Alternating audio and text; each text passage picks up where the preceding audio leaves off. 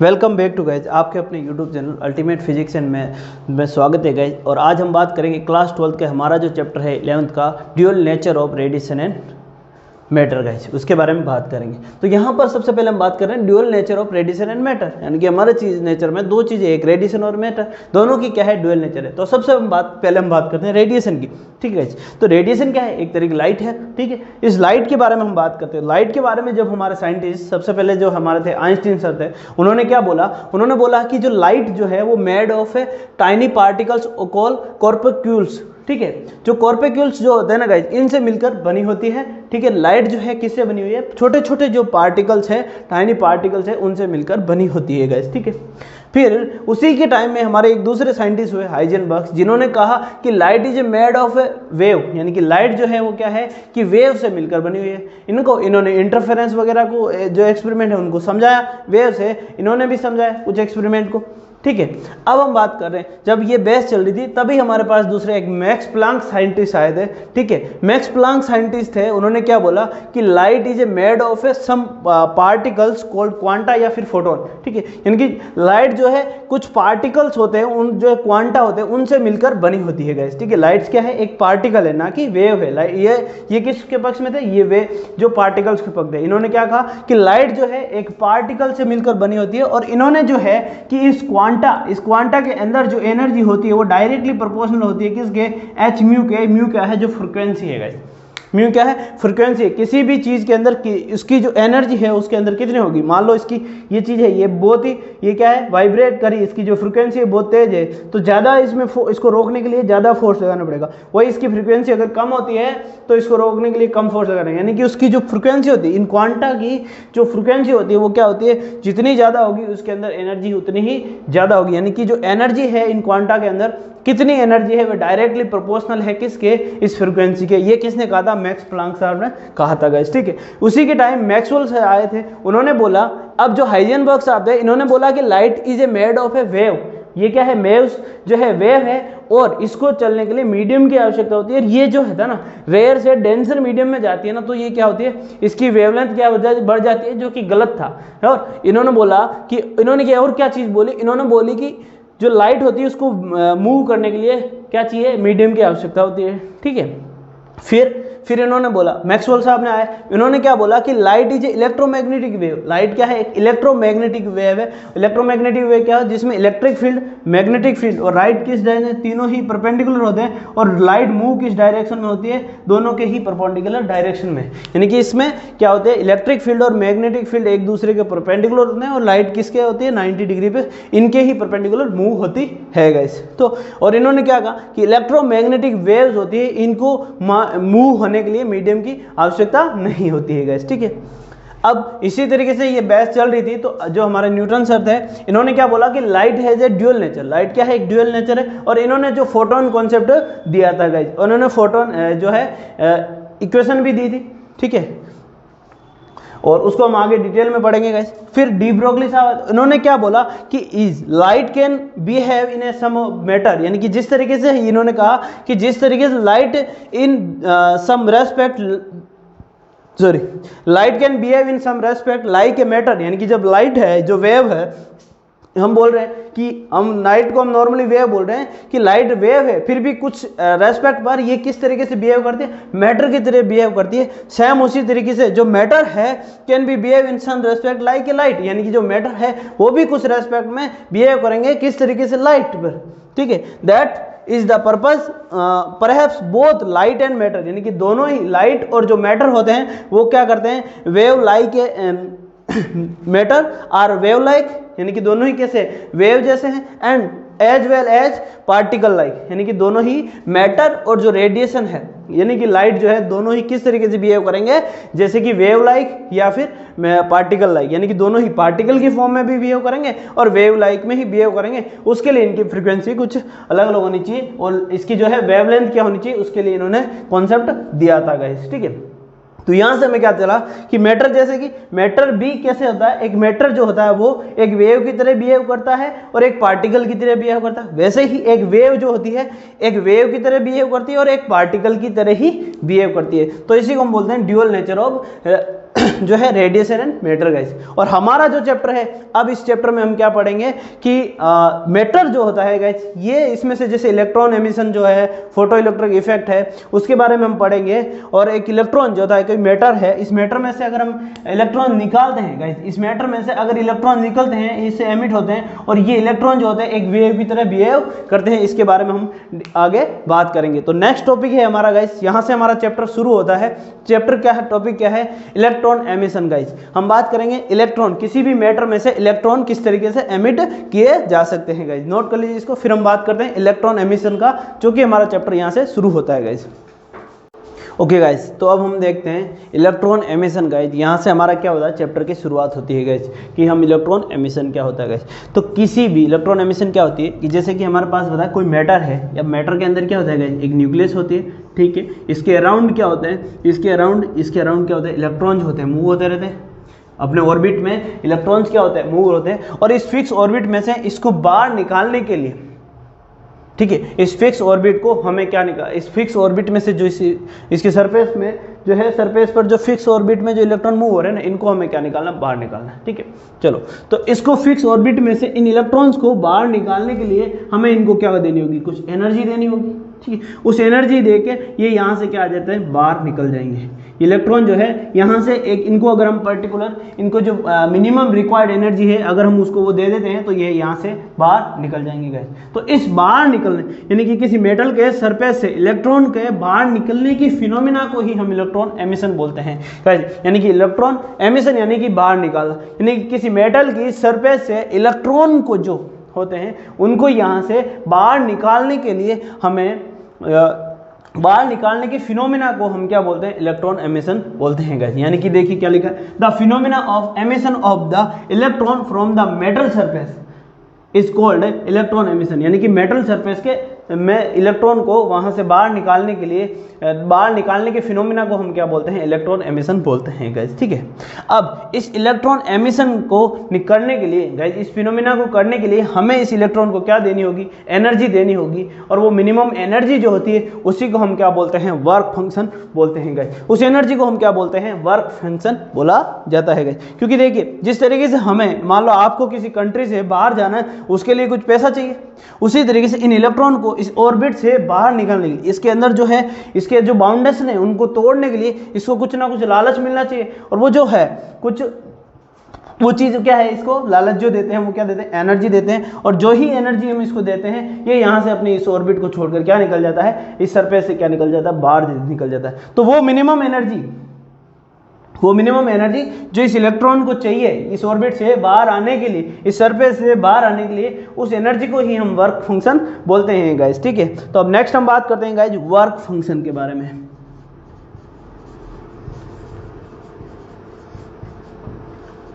ठीक है। जो वर्क फंक्शन होता है गाइज, उसको हम बात करें फाइन नोट से डिनोट करेंगे। तो वर्क फंक्शन की डेफिनेशन हमारे पास यहाँ पर क्या होगी कि अगर इस इलेक्ट्रॉन को बाहर निकालने के लिए जो मिनिमम एनर्जी है, वो ही एनर्जी हमारी क्या कहलाती है, वर्क फंक्शन कहलाती है गाइज। ओके गाइज, तो वर्क फंक्शन जो है इसको हम फाइन नोट से जो है वो क्या करते हैं, डिनोट करते हैं, ठीक है गाइज। तो हम बात कर रहे हैं, यानी कि इसकी डेफिनेशन क्या लिखी कि the minimum energy needed by an electron to come out from a metal surface, यानी कि एक मेटल सरफेस से जो एक इलेक्ट्रॉन को बाहर निकालने के लिए जो मिनिमम एनर्जी चाहिए, उसी को हम क्या कहते हैं, is called the work function of the metal and it measured in electron volt, Evion electron volt guys, ठीक है। यानी कि इस इलेक्ट्रॉन वोल्ट क्या है, ये वो वर्क फंक्शन जो है फाइन नोट, जो क्या होता है किसी भी मेटल के सरफेस से इलेक्ट्रॉन को बाहर निकालने के लिए वो मिनिमम एनर्जी चाहिए होती है, उसी को हम क्या बोलते हैं, वर्क फंक्शन बोलते हैं गाइस। और ये वर्क फंक्शन जो होता है वो सभी मेटल के लिए अलग अलग होता है गाइस, मतलब मेटल्स के लिए क्या होता है, अलग अलग होता है गाइस। जैसे कि आप प्लेटिनम ले लो या कैडमियम ले लो, सारे मेटल्स के लिए अलग अलग होता है, कुछ के लिए ज़्यादा होता है और कुछ के लिए कम होता है गाइस, ठीक है। तो वर्क फंक्शन होता है और इसको मेजर करते हैं हम ईवी से। अब हम बात करें इलेक्ट्रॉन वोल्ट को, तो एक इलेक्ट्रॉन वोल्ट कितना होता है गाइस, यानी कि अगर किसी हम बात करें कि एक इलेक्ट्रॉन को अगर हम 1 वोल्ट जो पोटेंशियल डिफरेंस है उसके बीच में रखते हैं और उसको जो एनर्जी मिलती है, वह नहीं, वर्क एनर्जी जो मिलती है, यानी कि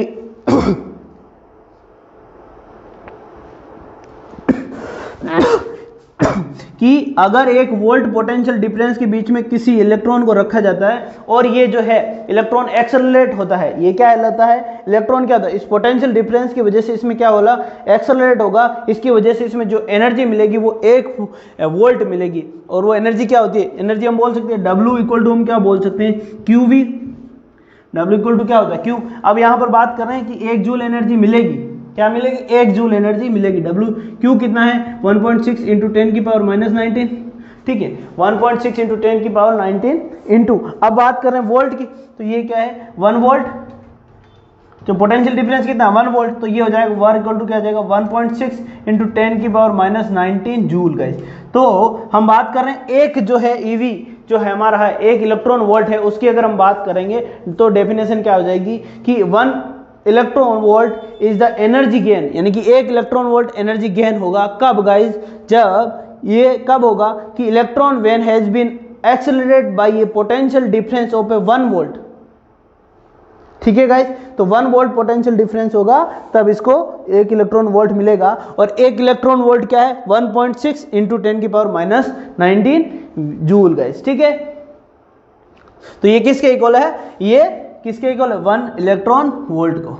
अब यहां से आप इसकी डेफिनेशन बना सकते हो कि ये जो एनर्जी है किसके इक्वल है 1 इलेक्ट्रॉन वोल्ट के, तो आप बोल सकते हो कि अगर किसी भी इलेक्ट्रॉन को एक जो है वोल्ट पोटेंशियल डिफरेंस में रखते हैं तो उसमें जो एक्सेलरेशन से जो उसको एनर्जी मिलेगी, जो एनर्जी वो गेन करेगा वो एनर्जी कितनी होगी 1 इलेक्ट्रॉन वोल्ट होगी गाइस, ठीक है गाइस। यहाँ से इसकी डेफिनेशन नोट कर लीजिए कि 1 इलेक्ट्रॉन वोल्ट कितना होता है, ये 1.6 इंटू 10 की पावर माइनस जूल, ये किसके इक्वल होता है 1 इलेक्ट्रॉन वोल्ट के।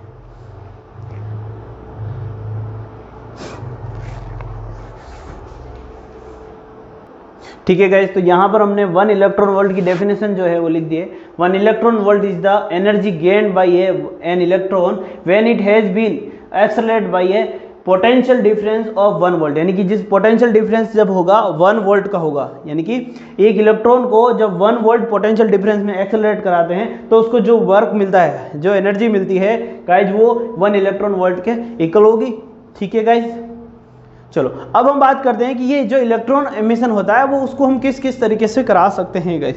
तो इलेक्ट्रॉन एमिशन होता है उसको हम बेसिकली 3 तरीके से करा सकते हैं, एक थर्मो आयनिक एमिशन, दूसरा जो है फील्ड एमिशन, और तीसरा जो होता है हमारा फोटो इलेक्ट्रिक एमिशन गाइस। 3 तरीके से करा सकते हैं गाइस, तो इसको नोट कर लीजिए गाइस। फिर हम बात करते हैं तीनों तरीके के एमिशन के बारे में कि कितने टाइप से या किस तरीके से हम इलेक्ट्रॉन एमिशन करवा सकते हैं गाइस।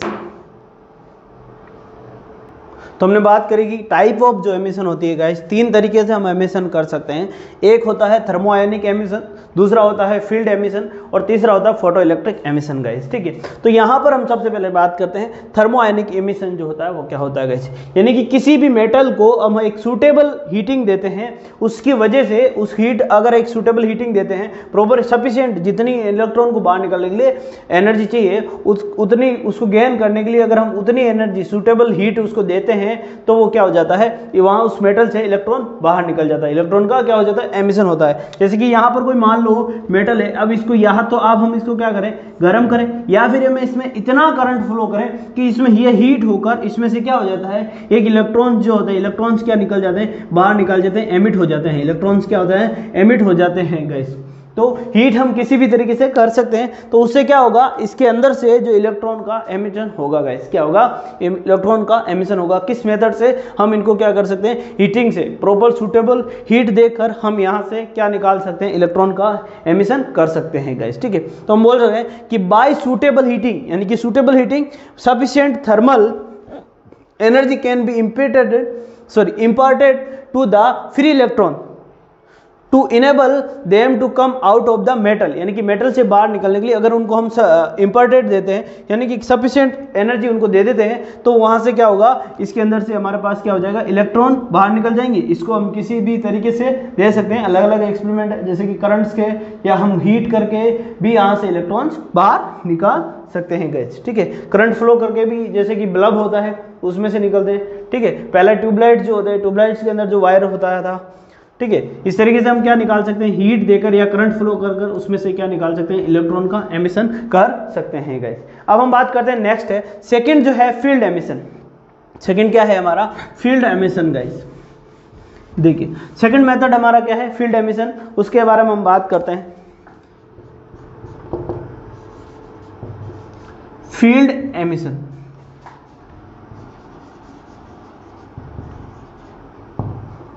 इसमें हम बात कर रहे हैं कि अगर हम किसी भी मेटल पर क्या होता है, एक ही बहुत ही ज्यादा हाई वोल्टेज इलेक्ट्रिक फील्ड लगाते हैं, तो उसकी वजह से, यानी कि मान लो यहां पर क्या है, कोई मेटल है, इस मेटल में अंदर क्या है, मान लो इलेक्ट्रॉन्स है, ठीक है, और मैं इस पर क्या है, बहुत ही ज्यादा हाई वोल्टेज का इलेक्ट्रिक फील्ड इस पर लगाता हूं, तो इसमें से क्या हो जाता है, इलेक्ट्रॉन क्या हो जाता है, एमिट हो जाता है, इलेक्ट्रॉन इसमें से क्या हो जाते हैं, बाहर निकल जाते हैं, और इसी एमिशन को हम क्या बोलते हैं, फील्ड एमिशन बोलते हैं गाइस।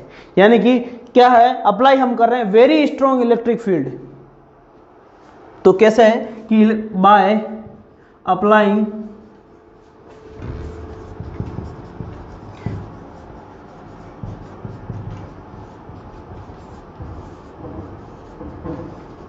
इलेक्ट्रिक फील्ड, यानी कि कैसा फील्ड अप्लाई कर रहे हैं, बहुत ही ज्यादा स्ट्रॉन्ग, यानी कि 10 की जो पावर होती है गाइस, हम बात कर रहे हैं 10 की पावर 8 वोल्ट तक हम अगर इस पे क्या करें, इलेक्ट्रिक फील्ड अप्लाई करें, स्ट्रॉन्ग इलेक्ट्रिक फील्ड अप्लाई करते हैं, तो ये क्या निकल जाएगा, तो ये मेटल से इलेक्ट्रॉन बाहर निकल जाएगा guys.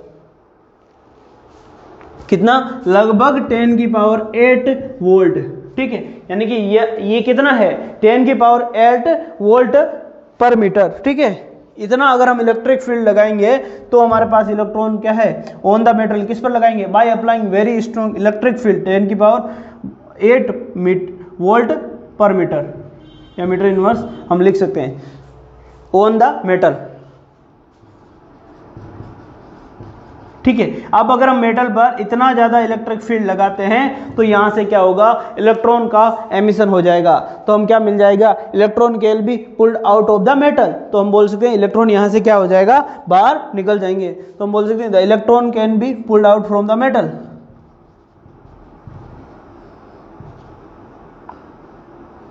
Electron can be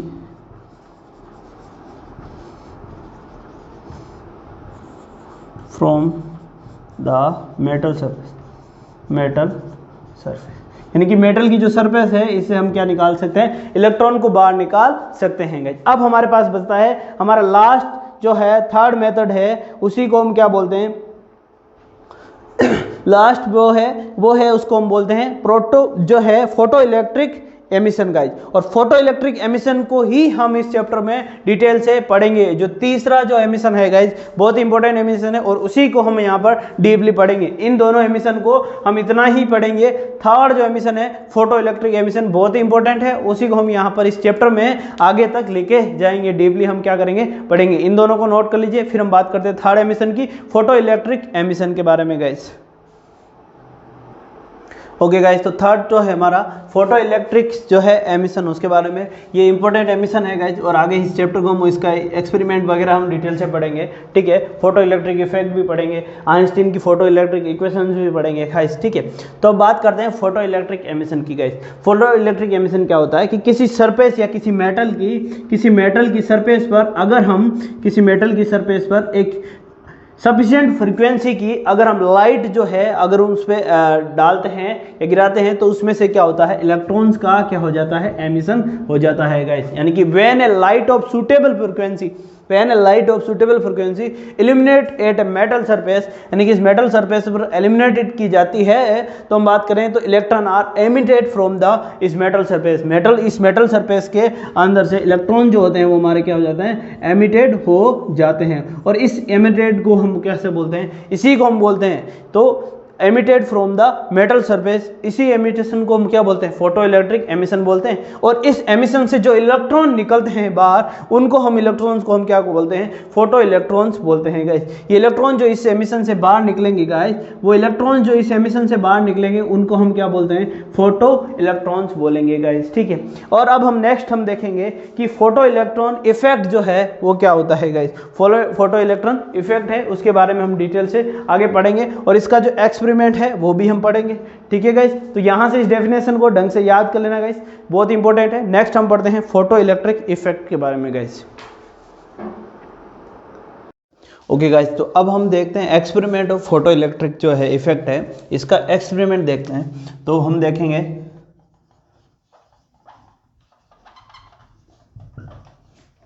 experiment of photo study, experimental study बोल सकते हैं या फिर एक्सपेरिमेंटल, हम देखते हैं experimental study of photo electric effect of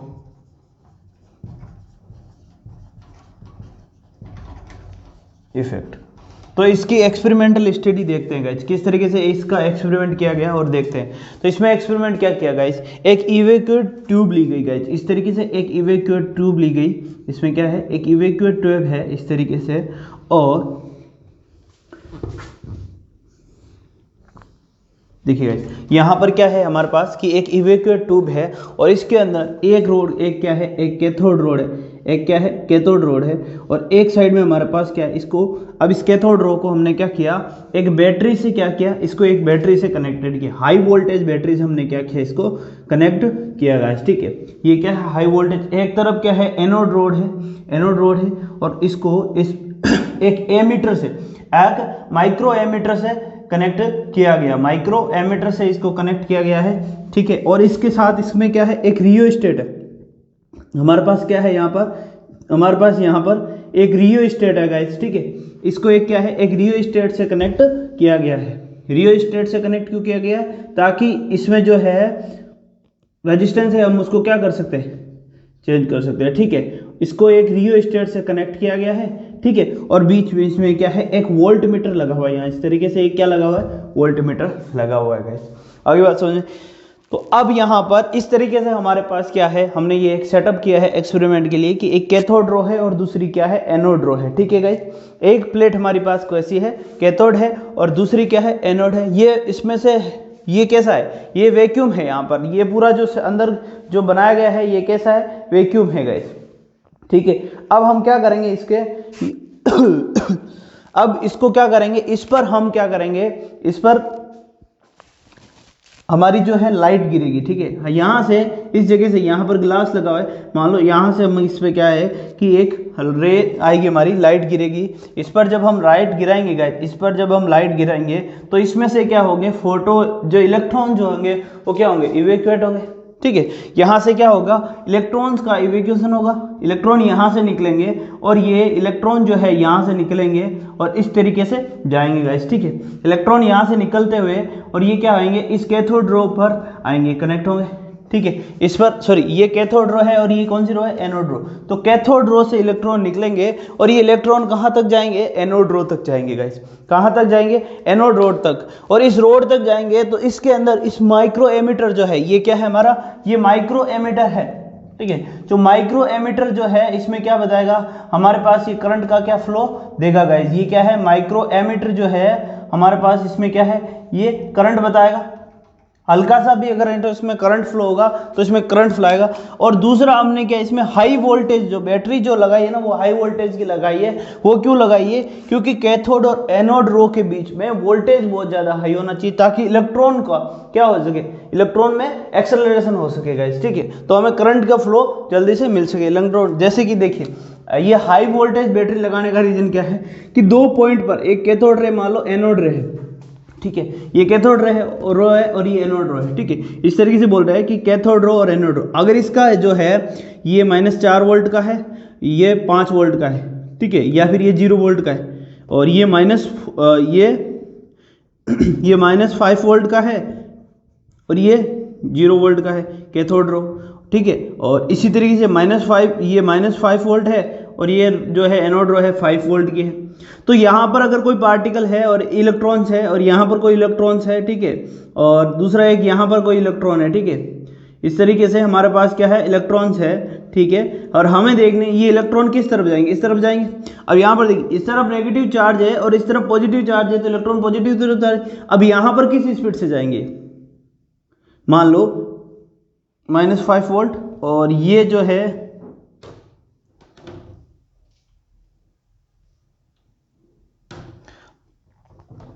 अगर मैं यहाँ पर देखिए, ये माइनस में इसको -4 वोल्ट ही लिख देता हूँ। ठीक है, और ये क्या है, 0 वोल्ट। अब देखिए -4 वोल्ट है और यहाँ पर क्या है -4, दोनों में पोटेंशियल डिफरेंस क्या है गाइस, सेम है। तो किस तरफ मूव होंगे, किसी तरफ नहीं जाएंगे, ये आएंगे। जब पोटेंशियल डिफरेंस नहीं होंगे तो चार्ज पर क्या होगा, एक्सेलरेशन नहीं होगा। अब यहाँ पर जब है -5 वोल्ट है और 0 वोल्ट है, ठीक है, तो पोटेंशियल डिफरेंस है, पोटेंशियल डिफरेंस की वजह से एक्सेलरेशन होगा इसमें, और किस तरफ जाएगा, ये पॉजिटिव की तरफ, ये इस तरफ जाएगा। और यहाँ पर देखिए, अगर तीसरा केस हम बात कर रहे हैं, तीसरे केस में हम मान रहे हैं ये क्या है कि ये 5 वोल्ट है, और ये जो है हमारा इलेक्ट्रॉन जो है यहाँ पर ये क्या है, ये कितनी है, ये -5 वोल्ट है और 5 वोल्ट है। तो यहाँ पर जो है ये और तेजी से जाएगा, इसकी स्पीड जो है ज़्यादा तेज होगी, क्योंकि पोटेंशियल डिफरेंस क्या है, ज़्यादा होगी। तो यहाँ से हाई वोल्टेज जो है, हाई पोटेंशियल डिफरेंस की हम बैटरी लगा दें, ताकि इलेक्ट्रॉन्स का जो है एक्सेलरेशन क्या हो, ज़्यादा होगा इस, ठीक है, इलेक्ट्रॉन का एक्सेलरेशन क्या हो, ज़्यादा होगा इस, ठीक है। अब जैसे जैसे हमने एक्सपेरिमेंट किया, जैसे ही हमने इस पर लाइट गिराई, इसमें से इलेक्ट्रॉन का एमिशन हुआ, और इलेक्ट्रॉन का जो एमिशन हुआ, जो इलेक्ट्रॉन क्या हुआ, यहाँ पर क्या है, एनोड ड्रॉप रहा है, और एनोड ड्रॉप आने से इसमें हमें माइक्रो एम्पीयर में जो हमें करंट का रिडक्शन हुआ गाइस, ठीक है। तो इस तरीके से इसका एक्सपेरिमेंट किया। अब ये चीज़ देख रहे हैं कि ये जो करंट का फ्लो है या इलेक्ट्रॉन का एमिशन है, वो किस किस चीज़ पर डिपेंड करता है गाइस। ये जो इलेक्ट्रॉन्स का यहाँ से जो रे डाली हमने और इसमें इलेक्ट्रॉन का एमिशन हुआ, ये फिनोमिना जो है हमने देखा, फोटो इलेक्ट्रिक इफेक्ट जो है, ये किस चीज़ पर डिपेंड करता है। तो ये फोटो इलेक्ट्रिक इफेक्ट जो है नॉर्मली 3 चीज़ों पर डिपेंड करता है गाइस, ठीक है। तो हम देखते हैं वो 3 चीज़ें कौन कौन सी है गाइस। ओके गाइस, तो अब हम बात कर रहे हैं कि हमारा जो ये फोटो इलेक्ट्रिक इफेक्ट था, ये एक्सपेरिमेंट था, इसमें करंट फ्लो हुआ, तो करंट कब ज़्यादा फ्लो होगा या कम फ्लो होगा, तो इसमें करंट का जो फ्लो है वो किस किस चीज़ पर डिपेंड किया। तो इससे जब निष्कर्ष निकाला गया तो हमें पता चला कि जो हमारा ये यहाँ से करंट का जो फ्लो था वो 3 चीज़ों पर डिपेंड करता है, और वो 3 चीज़ें कौन कौन सी है। फर्स्ट चीज़ देखिए guys, the photo electric current depends on 3 parts. First क्या है, द इंसिडेंस रे, the intensity of the incidence रे, यानी कि जो रे हम इस पर डाल रहे हैं, यानी कि हमारी जो लाइट है जो हम इस कैथोड रो पर डाल रहे हैं, उस लाइट की इंटेंसिटी का मतलब है कि कितनी देख लाइट जो होती है वो कहाँ पर देखा था कि कितने छोटे छोटे फोटोन से बने हुए है ना। तो ये फोटोन से बोल रहे हैं कि भाई लाइट जो है फोटोन से बोली, तो इसकी जो इंटेंसिटी यानी कि इनके टकराने की इंटेंसिटी का मतलब क्या है यहाँ पर कि कितने फोटोन जो है पर सेकंड टकरा रहे हैं। जितने ज़्यादा फोटोन इससे टकराएंगे प्लेट से, मान लो इंटेंसिटी क्या है कि एक बार 10 फोटोन है, सपोज कीजिए, मान लो 10 फोटोन जो है कि 1 सेकंड में 10 फोटोन टकरा रहे हैं। तो यहाँ से अगर 10 फोटोन टकराते हैं तो 10 फोटोन यहाँ से इलेक्ट्रॉन बाहर निकल रहे हैं, सपोज कीजिए। और दूसरी बार ये कह रहे हैं कि 15 फोटोन टकरा रहे हैं तो 15 इलेक्ट्रॉन निकाल रहे हैं। तो इंटेंसिटी यानी कि नंबर ऑफ फोटोन कितने टकरा रहे हैं, तो जितने ज़्यादा फोटोन टकराएंगे उतने ज़्यादा इलेक्ट्रॉन निकलेंगे, यानी कि ड्राई की जो जितनी ज़्यादा इंटेंसिटी होगी उतनी ही ज़्यादा इलेक्ट्रॉन निकलेंगे। तो यानी कि यह कह रहा है कि डिपेंड कर रहा है किस पर, the incidence intensity of the incidence रे, ठीक है गाइस। तो इंटेंसिटी जो इंसिडेंस रे की जो इंटेंसिटी है कि कितनी ज़्यादा